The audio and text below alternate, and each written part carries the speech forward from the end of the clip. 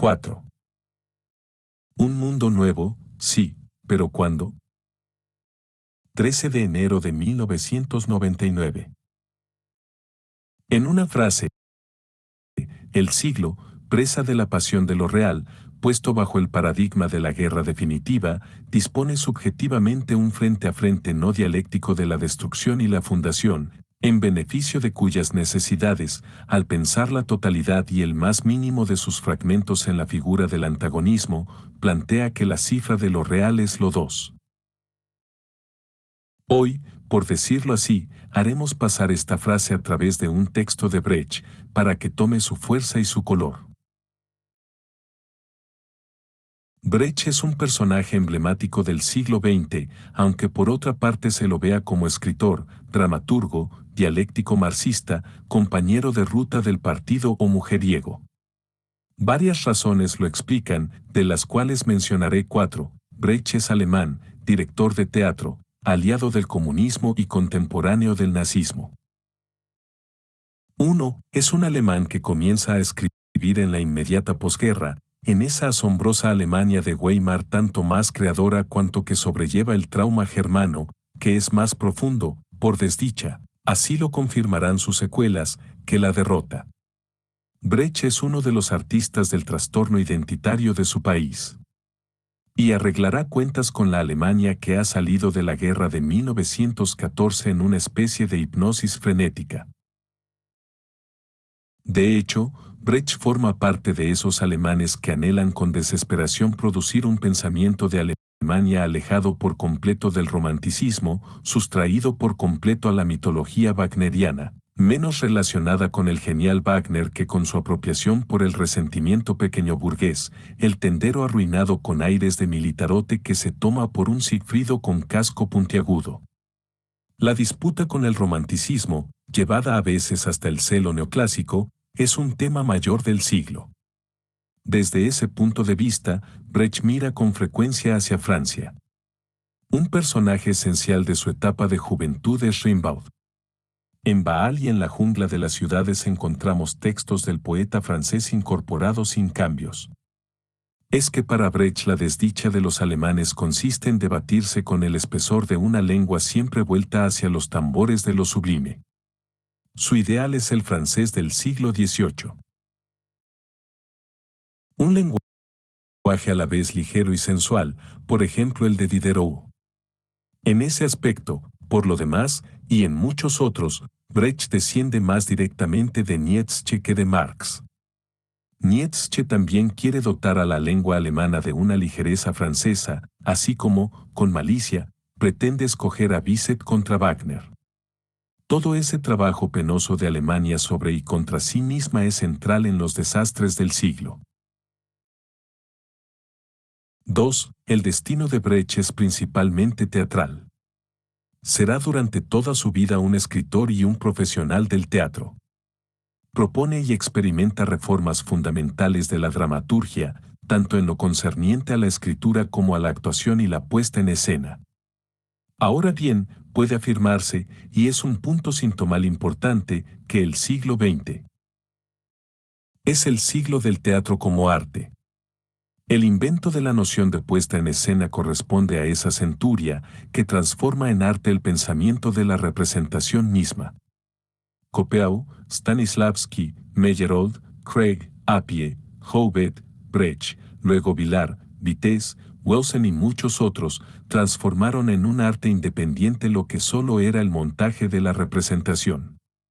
Dieron origen a un tipo de artista que no se sitúa ni en el registro del arte del escritor ni en el del intérprete, pero que crea en el pensamiento y el espacio una mediación entre ambos.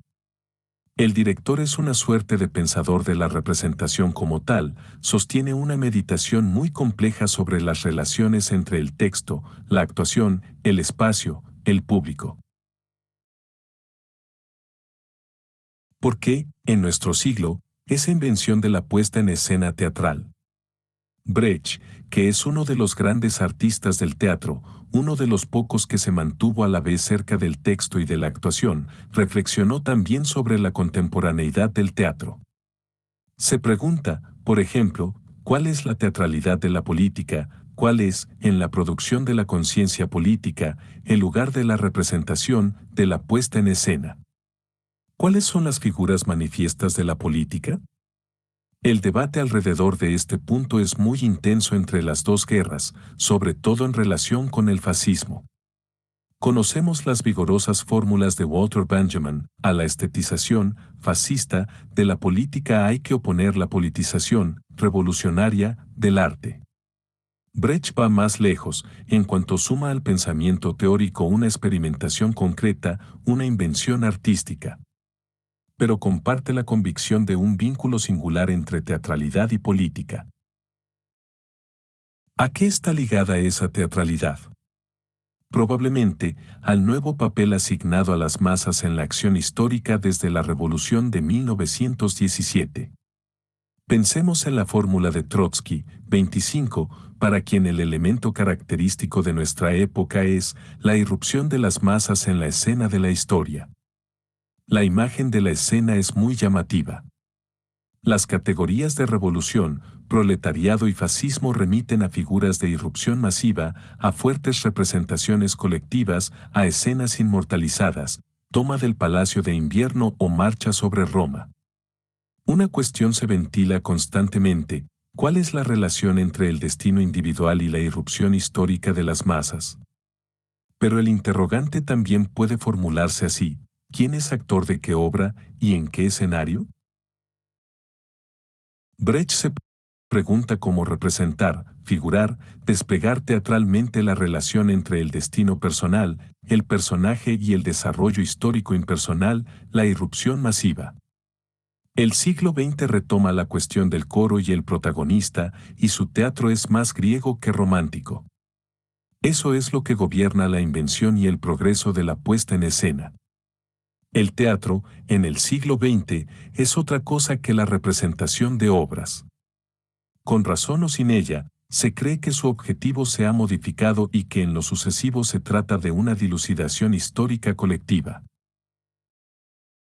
Hoy, en ausencia de una convicción de este tipo, bien podría ser que la puesta en escena fuera condenada y se volviera a las maneras anteriores: un buen texto, buenos actores y basta.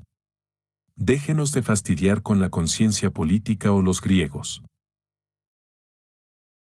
Para Brecht, cualquiera sea la obra, antigua o moderna, se trata de plantearle la cuestión de la relación entre el personaje y el destino histórico.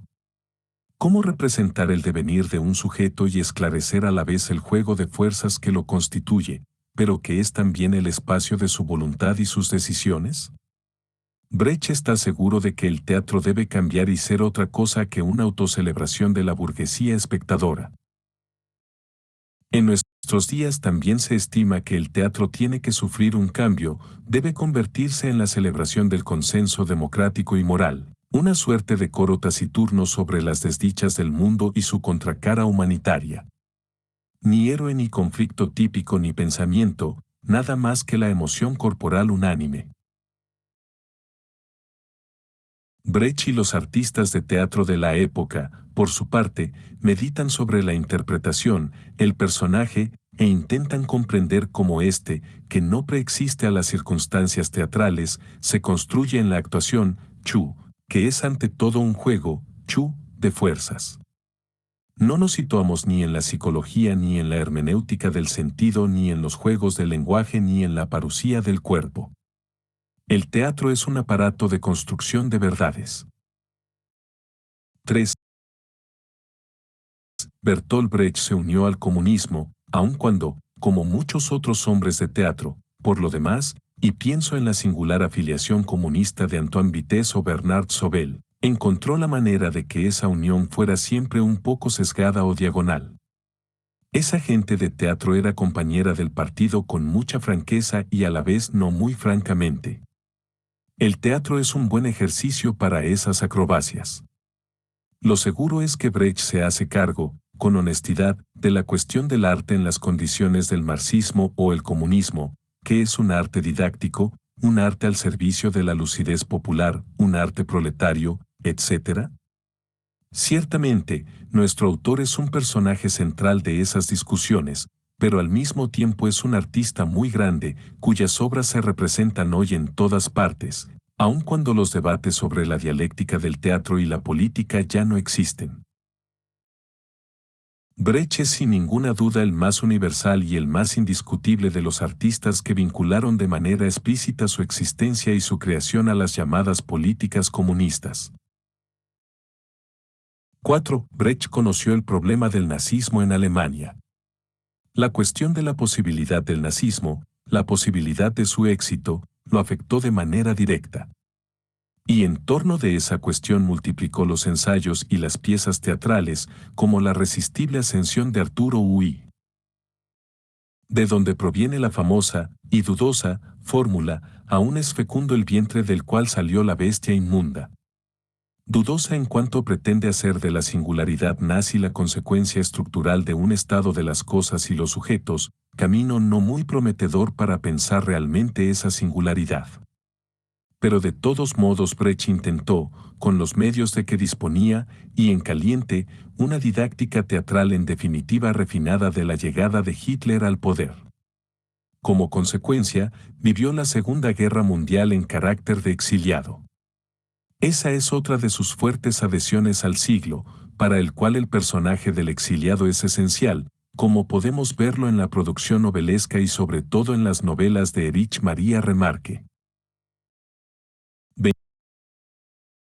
26. Hay una subjetividad muy particular del exilio. Y especialmente del exilio en Estados Unidos, donde residían muchos intelectuales alemanes proscriptos por el nazismo.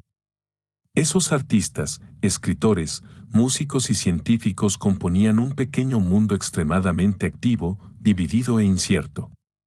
Debemos decir que para Brecht América era, desde mucho tiempo atrás, una cosa extraña, que lo fascinaba por su modernidad chillona, su pragmatismo, su vitalidad técnica. Brecht es también un buen testigo europeo de Estados Unidos. Y, por último, es un hombre que experimenta en la República Democrática Alemana el socialismo real, en su forma más voluntarista y cerrada. En Alemania Oriental se convierte en una especie de personaje oficial, no sin divisiones, arrepentimientos tortuosos y acciones enmascaradas. Un episodio fundamental de sus últimos años, murió bastante joven, en 1956, es la insurrección obrera de 1953, reprimida en Berlín por el ejército soviético. Brecht escribió una carta a las autoridades comunistas del Estado, en uno de cuyos fragmentos, el único dado a conocer, aprobaba la represión, pero en otra parte, privada, planteaba temibles interrogantes sobre el aplastamiento de una revuelta proletaria por el estado de los obreros y los campesinos. Que haya podido ser el hombre de esas circunstancias tornadizas se adivina detrás de las modificaciones sucesivas de la que es sin duda su obra maestra. Vida de Galileo, uno de cuyos temas es la duplicidad del científico frente a las autoridades, ya durante la época del exilio, en los llamados años del macartismo. 27. Brecht, sospechoso de actividades comunistas, había tenido que declarar ante la policía y la justicia norteamericanas. Como se ve, hay numerosas razones para convocar a Brecht como testigo del siglo y documento legítimo en el método inmanente que propongo, el de un examen de lo que ese siglo significó para su gente. El texto de Brecht que elegí lleva en la traducción francesa el título de Le proletariat ne est pas né en gilet blanc, el proletariado no nació con chaleco blanco, y se vincula directamente con una de nuestras hipótesis centrales, el siglo que se empeña en pensar, bajo el paradigma de la guerra, el nudo enigmático de la destrucción y el comienzo. Se trata de un escrito de 1932, incluido en Écrits sur la politique et la société, 1919 a 1950, París, L. Arche. 1971. Como verán, el objetivo inmediato de este texto es la cultura, las categorías subjetivas de la cultura. Se constata que la gran cultura burguesa ya ha pasado, pero la nueva cultura todavía no está presente. Brecht se plantea una pregunta característica del siglo: ¿cuándo llegará por fin lo nuevo? ¿Está ya lo nuevo en acción? ¿Podemos discernir su devenir? ¿O estamos atrapados en el espejismo de lo que solo es una forma antigua de lo nuevo, una novedad aún demasiado vieja, porque está cautiva de la destrucción? La pregunta, entonces, es, ¿cuándo? Destaco en el texto una suerte de letanía central, puntuada por él, ¿cuándo? En síntesis, cuando la cultura, en pleno hundimiento, esté cubierta de manchas, casi una constelación de manchas, un verdadero muladar de inmundicias. Cuando los ideólogos sean demasiado abyectos para atacar las relaciones de propiedad, pero también demasiado abyectos para defenderlas, y los señores a quienes habrían querido servir sin saber hacerlo los hayan expulsado. Cuando, puesto que las palabras y los conceptos ya no tendrán casi nada que ver con las cosas, los actos y las relaciones que designan, sea posible cambiar esto sin cambiar aquellos o cambiar las palabras y dejar intactas cosas, actos y relaciones. Cuando sea preciso, para tener la esperanza de salir con vida, estar dispuesto a matar. Cuando la actividad intelectual quede restringida al extremo de afectar el proceso mismo de explotación. Cuando ya no pueda dejarse a las grandes personalidades el tiempo que necesitan para abjurar de sí mismos. Cuando la traición cese de ser útil, la abyección, rentable, y la necedad, una recomendación. Cuando aún la insaciable sed de sangre de los curas ya no baste y sea menester expulsarlos. Cuando ya no quede nada por desenmascarar, porque la opresión habrá avanzado sin la máscara de la democracia, la guerra, sin la del pacifismo, la explotación, sin la del consentimiento voluntario de los explotados. Cuando reine la más sangrienta censura de todo pensamiento, pero sea superflua porque ya no habrá más pensamiento. Entonces el proletariado podrá hacerse cargo de la cultura en el mismo estado que la producción, en ruinas. Como el texto es perfectamente claro, me limitaré a hacer 5 puntualizaciones. Temática esencial: lo nuevo solo puede llegar como tomado de la ruina. Solo habrá novedad en el elemento de una destrucción íntegramente consumada. Brecht no dice que la destrucción va a engendrar por sí misma lo nuevo. Su dialéctica no es meramente hegeliana. Dice que ella es el terreno donde lo nuevo puede apoderarse del mundo. Señalemos que no nos movemos del todo en la lógica de la relación de fuerzas. No es previsible que lo nuevo pueda imponerse por ser más fuerte que lo viejo. Tratándose de la vieja cultura, lo necesario e imaginable, como espacio de una novedad posible, no es su debilitamiento sino una descomposición in situ, una podredumbre nutricia. El adversario, por lo demás, no se presenta verdaderamente como una fuerza. Ya no lo es. Es una especie de abyección neutra, un plasma, en ningún caso un pensamiento. No puede haber relevo dialéctico de esa neutralidad en putrefacción. Si el paradigma de la guerra depende de la vertiente de la guerra definitiva o final es porque los protagonistas de esta no son conmensurables, no suponen el mismo tipo de fuerza. Pensamos, desde luego, en la oposición nietzscheana de las fuerzas activas y las fuerzas reactivas, de Dionisos y el crucificado. Signo adicional de lo que sostenía hace un momento, con frecuencia, Brecht está más cerca de Nietzsche que de Marx. Un aspecto muy importante para el artista es que uno de los síntomas de la descomposición es la ruina de la lengua. La capacidad de nombrar de las palabras está afectada y la relación entre ellas y las cosas se ha relajado. Se comprueba, una gran verdad de nuestros días, que un punto central de toda opresión en sus momentos finales es ese derrumbe de la lengua, el desprecio por cualquier nominación inventiva y rigurosa, el reino de la lengua fácil y corrompida, la del periodismo. Lo que Brecht viene a decir, signo de la violencia del siglo, es que el final solo está verdaderamente presente cuando enfrentamos esta alternativa, matar o ser matados. El asesinato es una suerte de ícono central. En él hay una metonimia de la historia. Volvemos a encontrar aquí el estigma de la pasión de lo real, estigma tanto más terrible cuanto que aparece en el medio de una lengua ahora incapaz de nombrar. Como pensamiento del fin de la vieja cultura, el siglo es la muerte bajo las especies del asesinato innombrable. Lo que me sorprende es que esta categoría se convirtió efectivamente en una categoría fundamental del espectáculo contemporáneo. El personaje más representado termina por ser el serial killer.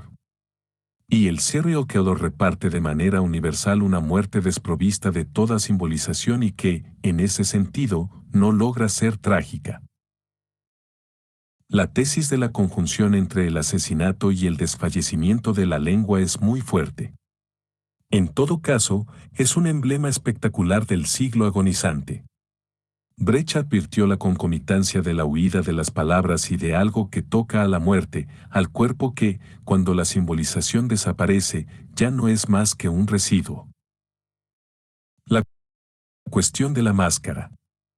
El final, dice Brecht, llega cuando las figuras de la opresión ya no necesitan máscaras, pues se ha instaurado la cosa misma. Es menester pensar aquí la relación entre violencia y máscara, una relación que los marxistas, hasta Louis Althusser, también denominaron en el siglo la cuestión de la ideología.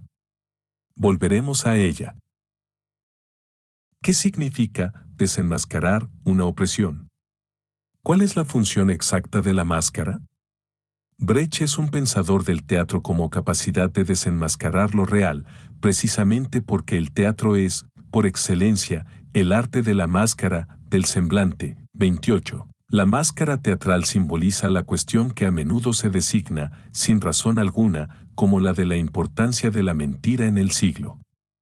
Es mucho mejor plantearla así. ¿Qué relación hay entre la pasión de lo real y la necesidad del semblante? 5. Pasión de lo real y montaje del semblante. 10 de febrero de 1999. ¿Qué es el distanciamiento del que Brecht hacía una máxima para